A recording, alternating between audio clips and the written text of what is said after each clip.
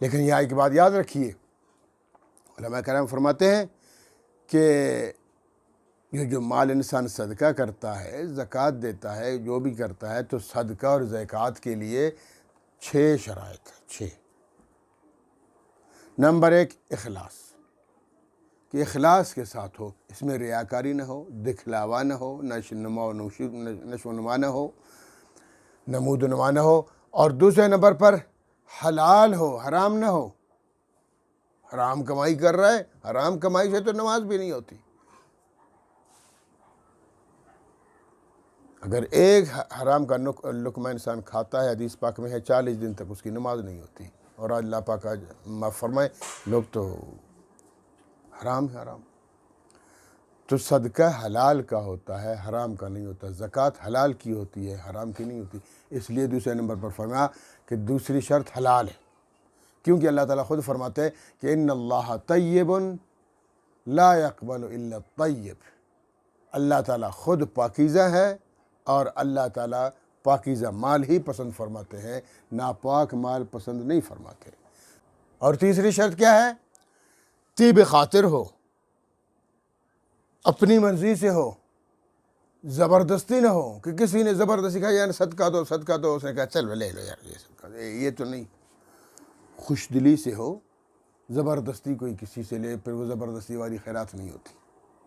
اور چوتھے نمبر پر ہے کہ وہ مستحق ہو، جس کو خیرات دی جاتی ہے وہ مستحق ہو، یا اگر وہ مستحق نہیں ہے اس کو وکیل سمجھ کے اس کو دیا جا رہا ہے، جیسے لوگ مدارس وغیرہ کے لیتے ہیں، تو شرط یہ ہے کہ وہ مستحقین تک بات پہنچے۔ اگر بات مستحقین تک نہیں پہنچتی، یعنی مال نہیں پہنچتا، تو پھر وہ صدقہ بھی نہیں ہے، نہ وہ زکوٰۃ ہو جاتی ہے۔ آج دیکھیں لوگ خیرات کرتے ہیں، میں اس لیے کہتا ہوں کہ یہ خیرات نہیں ہوتی، دعوتیں ہوتی ہیں۔ جناب بندہ مر گیا، تیسرے دن خیرات، اگر تیسرے دن خیرات نہیں ہوگی تو پھر جناب ناک کٹ جائے گی معاشرے میں۔ تو یہ تو ناک کٹے والی بات ہے نا، خدا کے لیے تو نہیں ہے۔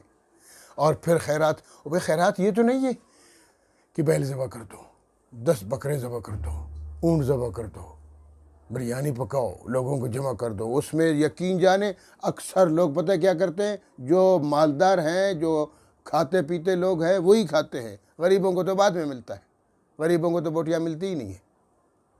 تو یہ خیرات ہے؟ خیرات وہ ہوتی ہے جو مستحقین تک بات پہنچے۔ لوگ تو امیروں کو کھلا پلا رہے ہیں، جو مستحق بھی نہیں ہے، تو عجیب خیرات ہے۔ اور پھر فکس کرتے ہیں تیسرا دن، چالم ہے، 40واں ہے، کہاں سے اس چیز کو لائے؟ ایسی چیزیں اسلام میں نہیں ہوتی۔ ہاں، جو اسلام میں مخصوص چیزیں ہیں وہ الگ بات ہے، ان کی نشاندہی کی گئی ہے۔ 10 محرم کے بارے میں صدقہ ہے تو وہ اگر حدیث میں تو ٹھیک ہے، 27 رمضان کے بارے میں اگر ہے تو وہ مخصوص ہے۔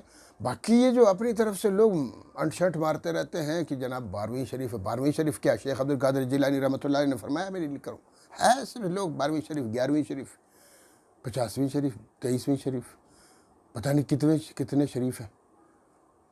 لا حول ولا قوت، کیوں دین میں اضافہ کرتے ہو؟ اور پھر اس کو مسلسل کرتے ہیں، جو نہیں کرے گا اس کو لعن طعن کرتے ہیں۔ بھائی ثبوت پیش کرو قرآن سے، حدیث سے، اگر تو قرآن حدیث میں ثبوت ہے تو دو، ٹھیک ہے، برسر و چشم قبول، جب نہیں ہے تو پھر کیوں؟ تو ایک تو یہ کہ مستحق، چوتھی شرط ہے، اور 5ویں شرط ہے بلا معاوضہ ہو۔ اگر معاوضے میں دیا جا رہا ہے، جیسے کچھ مولوی صاحبان کو، قاری صاحبان کو، حافظ صاحبان کو دیے، اس لیے دیتے ہیں کہ مسجد کا امام ہے، وہ بھائی تو تم اس لیے دے رہا ہے اس کو کہ وہ تمہاری امامت کر رہا ہے، اس کے لیے تنخواہ فکس کرو، وہ الگ ہے، باقی ویسے اپنے حساب سے دو تو ٹھیک ہے۔ معاوضہ کے طور پر نہیں دینا چاہیے، معاوضہ کے طور پر دیتے ہو تو ٹھیک نہیں ہے۔ یا گھر میں جناب ایک نوکرانی ہے، بیچاری آتی ہے، کپڑے دھوتی ہے، پھر جاتی ہے، پھر جناب اسی کو اپنی زکوٰۃ دیتی، اور یہی دل میں سمجھا چلو اس کو تو بتائے نہیں، بھائی اس زکوٰۃ تو بتانا لازمی ہے۔